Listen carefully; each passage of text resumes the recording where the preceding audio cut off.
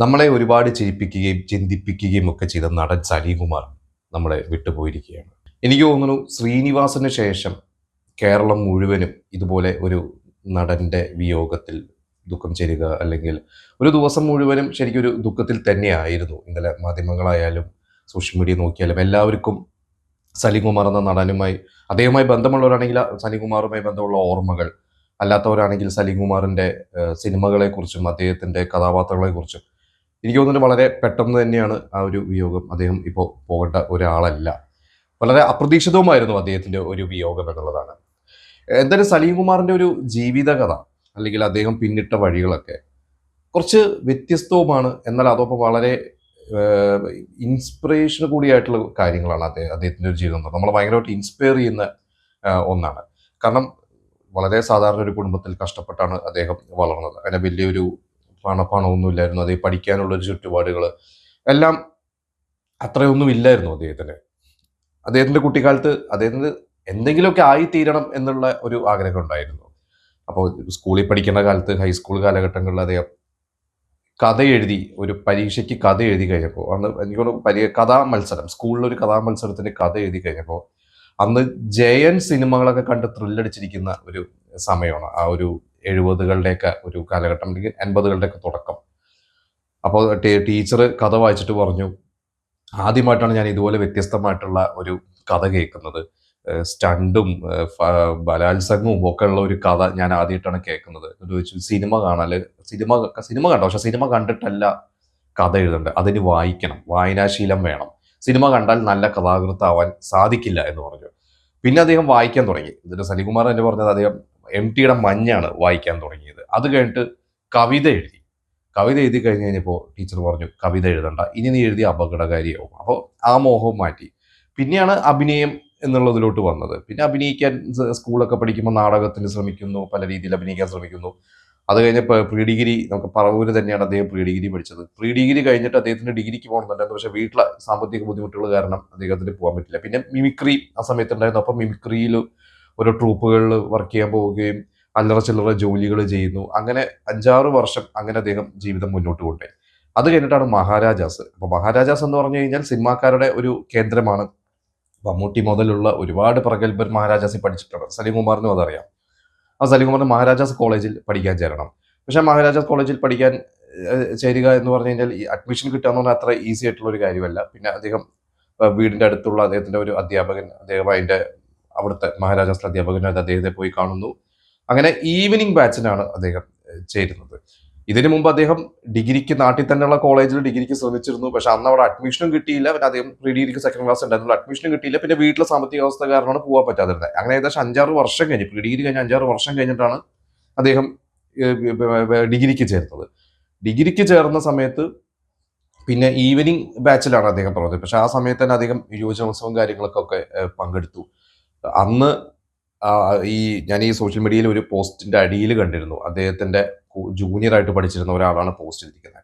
നമുക്കറിയാം സലീംകുമാർ ഒരു കടുത്ത കോൺഗ്രസ്സുകാരനാണ്. അദ്ദേഹം അടിയുറച്ച കോൺഗ്രസ്സുകാരൻ തന്നെയാണ് മരിക്കുന്നത് വരെ. ഒരിക്കലും അങ്ങോട്ടോ ഇങ്ങോട്ടോ മാറിയിട്ടില്ല. ഭരണമുണ്ടോ ഇല്ലയോ, കോൺഗ്രസിന്റെ നല്ല കാലമാണോ എന്നുള്ളത്, അദ്ദേഹം അടിയുറച്ച കോൺഗ്രസ്സുകാരനായിട്ടാണ് എന്നും പ്രവർത്തിച്ചിട്ടുള്ളത്.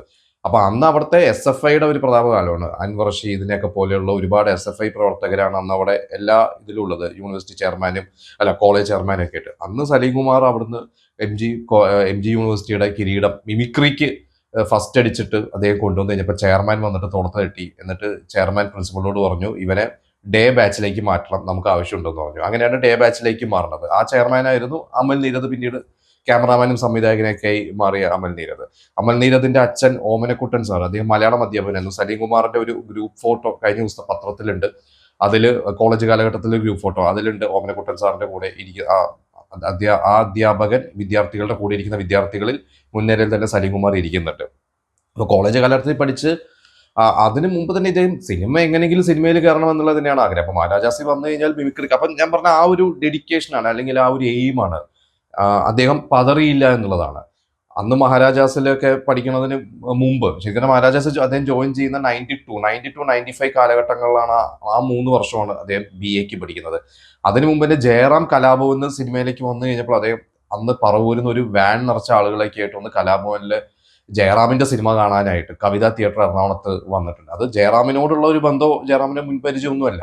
കലാപോലെ ജയറാം രക്ഷപ്പെട്ടു കഴിഞ്ഞാൽ ബാക്കിയുള്ളവർക്ക് അതിന്റെ പുറകെ വരുള്ളൂ. ജയറാമിന്റെ ആ ഒരു വരവ് മിമിക്രിയിൽ ഒരുപാട്, അതിന് മുമ്പൊന്നും മിമിക്രിയിൽ കൊച്ചിൻ ജനീഫയുണ്ട്, നെടുമുടി വേണുണ്ട്, ഫാസിലുണ്ട്, മമ്മൂട്ടിയും ഒരു തരത്തിൽ മിമിക്രി ഒക്കെ ചെയ്തിട്ടുള്ളതാണ്. പക്ഷെ ഒരു പ്രൊഫഷണൽ ആയിട്ട് മിമിക്രി ചെയ്ത് നടന്നിരുന്ന ഒരു ഒരാളത് ജയറാമാണ് ഒരു നായകനായിട്ട് അന്ന് ഒറ്റടിക്ക് തിളങ്ങി വരുന്നത്.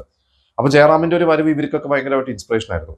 ഇത് കഴിഞ്ഞ് ഈ കലാഭവനിലും ഈ പറയുന്ന മഹാരാജാസിലെ പഠിത്തമൊക്കെ കഴിഞ്ഞ ആ സമയത്ത് തന്നെയാണ് അദ്ദേഹം മിമിക്രി ട്രൂപ്പ് സജീവമായിട്ട് അബിയുടെ ട്രൂപ്പിലൊക്കെ പ്രവർത്തിക്കുന്നുണ്ട്. അന്ന് ദിലീപും നാദൃശയൊക്കെ മാനത്തെ കൊട്ടാരമൊക്കെ കഴിഞ്ഞ് നിൽക്കുകയാണ്. അങ്ങനെ ഒരിക്കലും ഒരു പരിപാടി നടന്നുകൊണ്ടിരിക്കുമ്പോൾ ദിലീപ് നാദൃശ അവിടെ ഗസ്റ്റ് ആയിട്ട് വരുന്നു. അന്ന് ആ പരിപാടിയിൽ സലിംകുമാറിന്റെ കൂടെ സ്റ്റേജിൽ കയറേണ്ട ആളുകൾ എത്തിയിട്ടില്ല. അങ്ങനെ ദിലീപ് നാദൃശ സ്റ്റേജിൽ കയറുകയും സലിംകുമാറിനോടൊപ്പം ഒരു സ്കിറ്റൊക്കെ അവതരിപ്പിച്ച് അത് ഭയങ്കരമായിട്ട് കയ്യടിയൊക്കെ കിട്ടി. അന്നാണ് ഇവർ തമ്മിലൊരു ബന്ധം, ദിലീപ് നാദൃശ സലിംകുമാർ തമ്മിലൊരു ബന്ധം ഉണ്ടാകുന്നത്. പിന്നീട് നാദൃശയാണ് റോബിൻ തിരുമല എന്ന എഴുത്തുകാരന്റെ അടുത്ത് സലിംകുമാറിനെ കുറിച്ച് പറയുന്നതും. അന്ന് റോബിൻ തിരുമല തിരക്കഥ എഴുതാനിരുന്ന മഴവിൽ കൂടാരം എന്ന സിദ്ദിഖ് ഷമീർ എന്ന സംവിധായകന്റെ സിനിമയിലേക്ക് ഒരു അവസരം കൊടുക്കുന്നു. അങ്ങനെ സലിംകുമാർ ആ സിനിമയിൽ അഭിനയിക്കാൻ ചെല്ലുന്നു. പക്ഷെ അഭിനയിക്കാൻ ചെന്നപ്പോൾ റോബിൻ തിരുമല എല്ലാ തിരക്കഥാകൃത്ത് മാറി വേറെ തിരക്കഥാകൃത്തുണ്ട്. അദ്ദേഹം എന്തോ ഒരു ഇഷ്യൂ കാരണം മാറി. അന്ന് വെച്ചിരുന്ന റോള് അദ്ദേഹത്തിന് കിട്ടിയില്ല. അപ്പൊ ഭയങ്കര നിരാശനായിട്ട് വന്നു. അത് കഴിഞ്ഞിട്ടായിരുന്നു അദ്ദേഹത്തിന്റെ പ്രണയവിവാഹം 96-ൽ. പ്രണയവിവാഹം കഴിഞ്ഞ് കല്യാണത്തിന്റെ പിറ്റേ ദിവസമാണ് നാദൃശ തന്നെ വീണ്ടും അടുത്ത അവസരം ഇഷ്ടമാണ് 100 വട്ടം എന്ന സിനിമയിൽ, സിദ്ദിഖ് ഷമീറിന്റെ തന്നെ രണ്ടാമത്തെ സിനിമ, ആ സിനിമയിലോട്ട് അവസരം ലഭിക്കുന്നു. അതായിരുന്നു ആദ്യത്തെ സിനിമ എന്ന് പറയുന്നത്.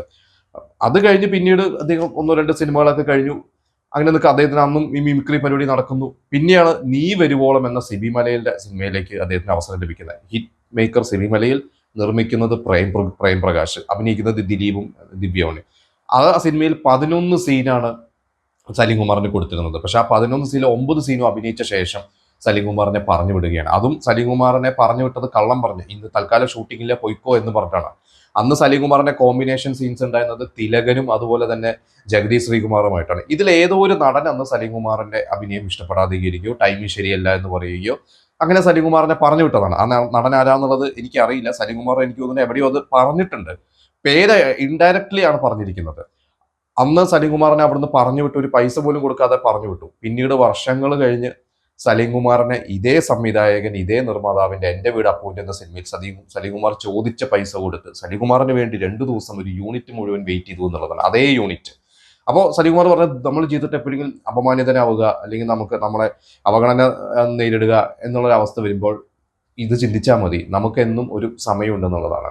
അപ്പോൾ ഈ നീവരുവോളം കഴിഞ്ഞിട്ടും അദ്ദേഹത്തിന് പിന്നെ സിനിമകൾ സംഭവിച്ചു, സിനിമകൾ കിട്ടി. ഇതിനിടയ്ക്ക് സത്യമേവ ജയത എന്ന സിനിമയിൽ ചെറിയൊരു വേഷം സുരേഷ് ഗോപിയുടെ കൂടെ അഭിനയിച്ചു. അത് കണ്ടാണ് തെങ്കാശിപ്പട്ടണം എന്ന സിനിമയിൽ ഒരു പകരക്കാരനായിട്ട് സലിംകുമാറിന് അവസരം ലഭിക്കുന്നത്. അത് ഹരിശ്രീ അശോകനെയാണ് അന്ന് വിളിച്ചിരുന്നത്.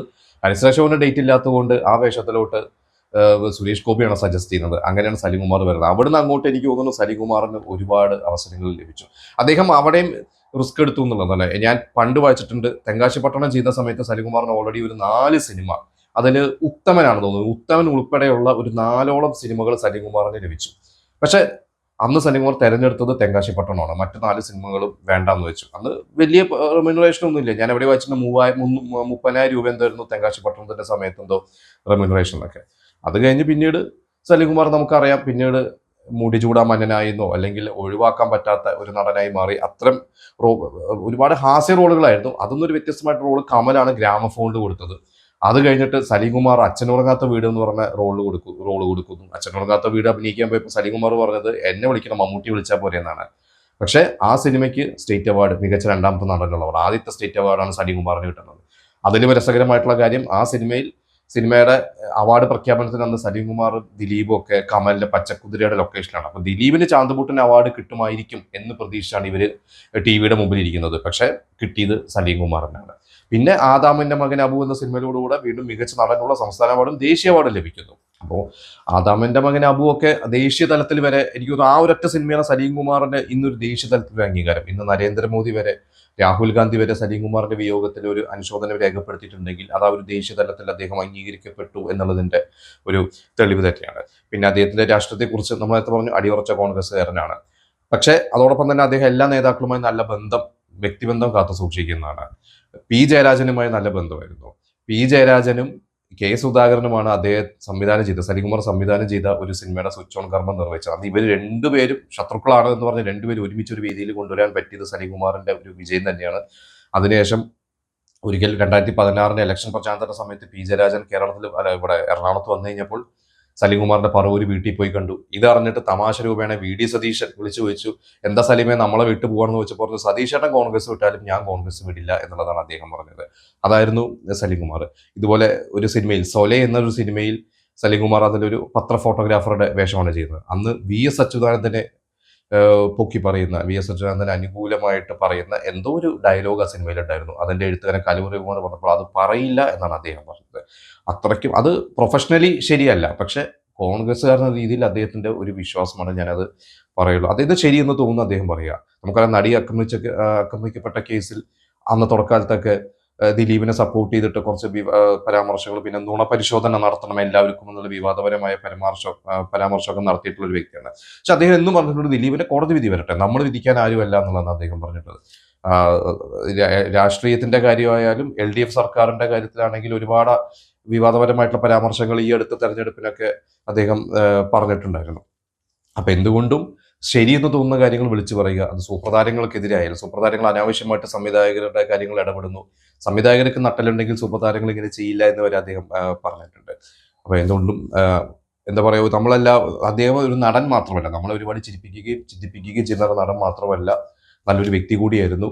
ഇദ്ദേഹത്തിന്റെ ഈ ഒരു ജീവിതം കടന്നു വന്ന വഴി അതെനിക്ക് ഭയങ്കര ഒരു എന്താ പറയുക മോട്ടിവേഷൻ തരുന്ന ഒന്നാണ്. അദ്ദേഹം അത് കുട്ടിക്കാലത്തായാലും അതിനുശേഷം അദ്ദേഹം മിമിക്രിയിലോട്ട് വന്നായാലും പിന്നീട് അദ്ദേഹത്തെ സിനിമയിൽ ഒഴിവാക്കി അതേ സിനിമ ടീം തന്നെ അദ്ദേഹത്തെ വേണ്ടി കാത്തിരുന്നു എന്നൊക്കെ പറയുന്നത് നമ്മളൊക്കെ കണ്ടുപിടിക്കേണ്ട ഒരു കാര്യം തന്നെയാണ്.